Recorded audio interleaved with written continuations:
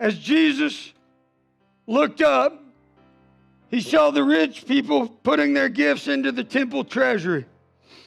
He also saw a poor widow put in 2 very small copper coins. Back then they called them mites. Today we call them pennies. Jesus says, truly I tell you, this poor widow has put in more than all of the others. All these other people gave out of their own wealth, but she gave out of her poverty. She put in all she had. All. All and fully. You see, there was a group that would walk in and they wanted everybody to see them. Look at me. This is what I'm giving. Well, you had it to give. But this little old lady, Jesus pointed at her. He said, hey, check that one out. She just gave everything. She gave everything she had. She gave everything that she had to live on. She gave all. She gave fully. You know, I have a quirky thing about food. Some of you are like, where's that go? I have a quirky thing about food. Here's what you need to know about me. I don't tell my kids no with food. I won't tell your kids no with food. I won't. I don't care. They walk up and they ask me if, hey, can I have something to eat? Sure. Right? We have people stop by all during the week. Hey, can I have something to eat? Absolutely. Let's run down here to McDonald's or over to Jack's, or you want to go to Walmart and grab some groceries?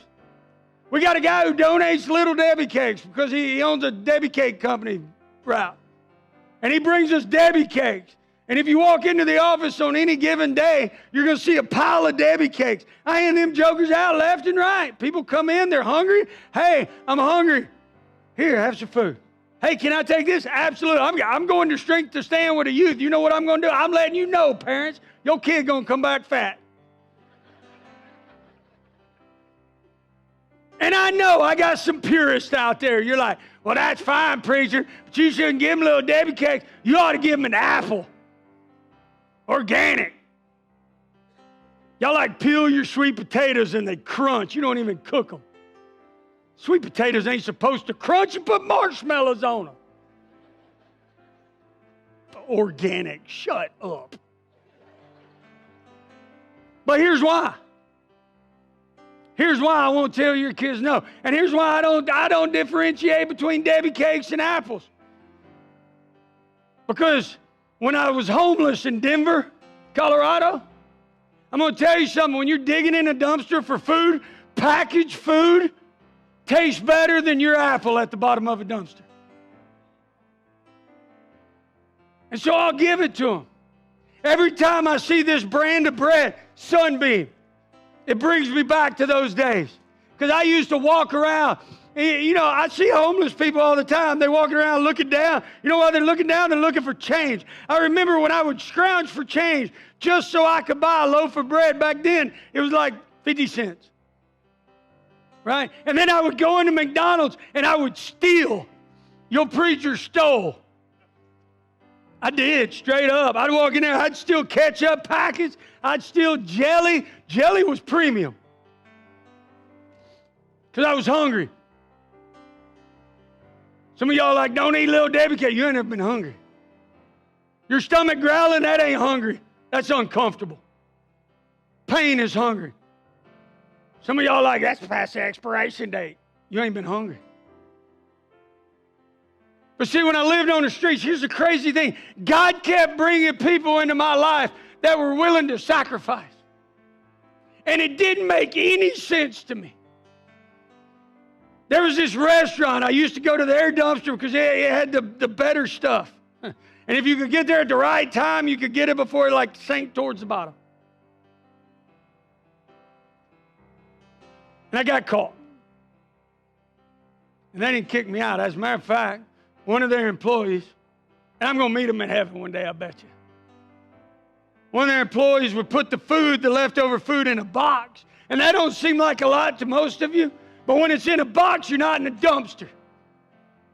She could have got fired, but she sacrificed. I had people all the time walk by me. It was cold in Denver.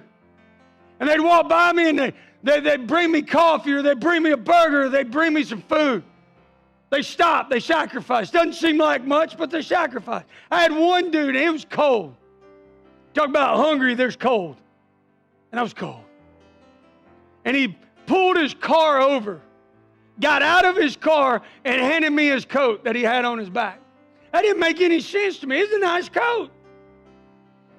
And understand, I was there by my choices. I ain't blaming on nobody. I was there by my choices. But all throughout, God brought somebody who was willing to sacrifice. And he gave me parents who were willing to sacrifice and buy me a bus ticket to get back to a safe place. And he gave me a church. I'd walk way away from a church. He gave me a church that was willing to sacrifice. Because I didn't look like them. I didn't sound like them. Man, I cussed a lot.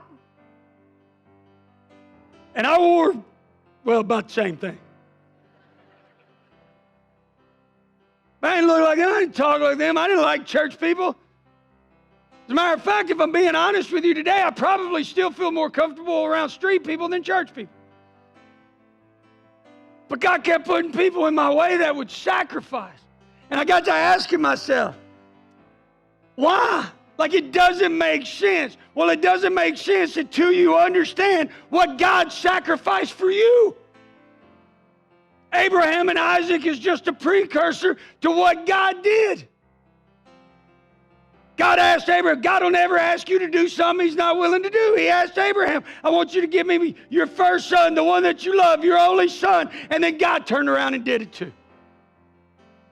You understand sacrifice when you understand the heart of a father who would sacrifice his son for people like us. It didn't make sense to me.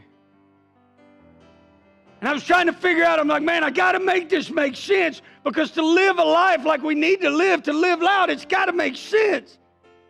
And so I thought, okay, let me do this. Hunter, come here. They know you. Don't do anything dumb.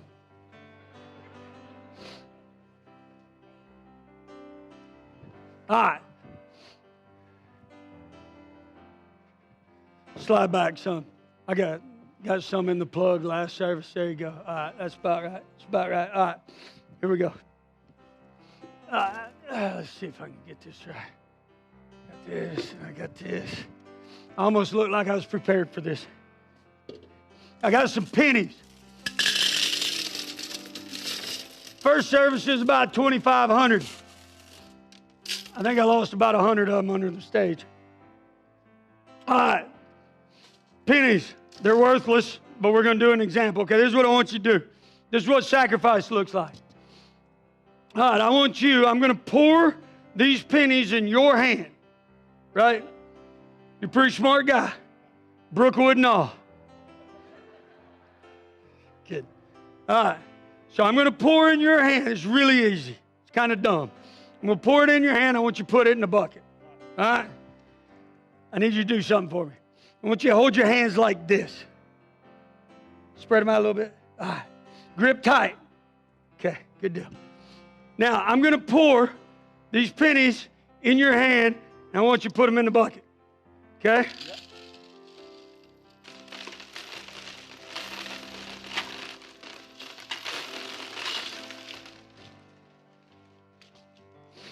You suck. All right. We're going to try something else. That didn't work. That was bad. Cole's going to hate me again.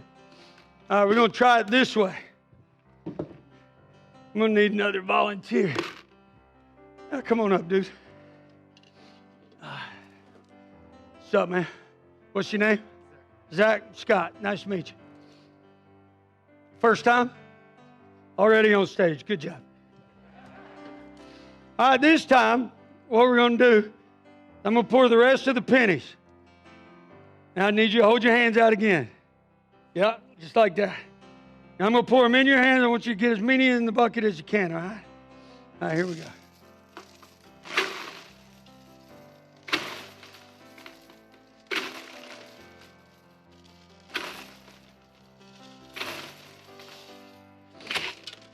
Most of the pennies, 2,500 of them, most of them in the bucket.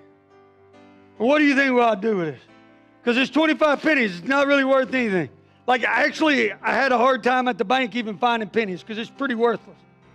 But it's 2,500 pennies. What do you think we ought to do with it? You know this cat? You do, don't you? What's his name? Zach. You know this guy? You need better friends, bro. This is Zach. We know Zach. Hunter brought Zach with him this morning. They went to church together a while back. Some of y'all are like, yeah, I got you. But here's why I did it. That lady dropped 2 of these. She gave all she had. And with that, Jesus was able to do something amazing. So you take 2,500 pennies, which is $25. I mean, let's be real, that's what? A couple of Happy Meals, a couple cans of Copenhagen, a couple fishing baits, a couple of 6-packs, Mountain Dew, Church of Sinners. It's just a couple of things during the week. $25 over the course of a month. If we took 2,500 pennies like that little lady did and we handed it to Zach. When you're hungry, you fed me. When you were thirsty,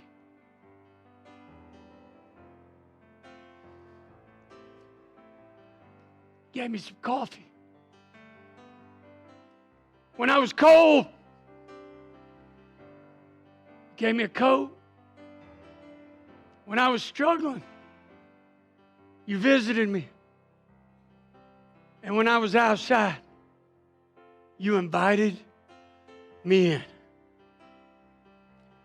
Jesus says, this is how you follow me. You build a bigger table. He said, this is what following me looks like. I'm wondering today, maybe this message wasn't for y'all, it was all for me, because I asked myself this question this week. I said, how many times have I walked by Jesus this week and ignored him? How many times have I walked past Jesus with a sign that said anything helps, and I looked down and I looked away because I didn't want to engage, because I was too busy. I didn't have time. I didn't want to. I mean, really? He should go get a job, right? How many times have I ignored Jesus? And I'm the church. How many times have I looked at somebody when they walked in and said, you don't belong, and I'm the church? How many times have you? If we're going to live loud in 2024, if we're going to live loud in 2024, we got to get it right. We got to do it the way Jesus did it. We got to feed the people Jesus told us to feed. We got to give them water. We got to give them the coat off our back. We got to open our doors. We got to go visit. When their marriage is falling apart, you don't abandon them. You go put yourself in the middle of it. When that chain, that prison pulls them back in, you don't abandon them. You help them one more time. We don't understand, preacher. I've helped them. Help them again. Help them again. When they're hungry, we got an impact team. Go flip some burgers. Hand it to them. Give them a quarter for the laundromat. Foster kids, pay their way to camp. When they're hungry, feed them. When they're thirsty, give them something to drink. When they're cold, give them the shirt off your back. Give it to them fully and all. You want to have a miraculous 2024? Fully and all. Give him everything you got. Give him your first and give him your best. For some of you, hey, maybe it is $25. $25 a month. And if you're quirky about giving it to the church and you don't trust the church, go find Zach.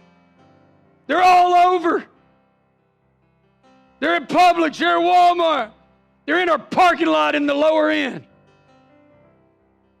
For some of you, you give, you tithe, you do it right, you're obedient. Give an offering, 25 more. But for most of us, it's not even a money thing. For some of you, it's saying, I'm going to give my time. I'm going to kill myself on these buckets. I'm going to give my time to Zach. I'm going to pray for him. Some of you I watched.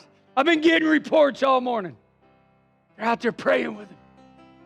Good. One lady first service gave him hand warmers, some big old ski gloves.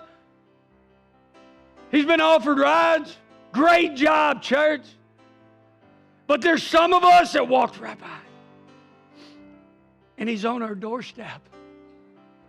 He's on our doorstep. To live loud, we got to get it right. We got to do it the way Jesus did it. Father, this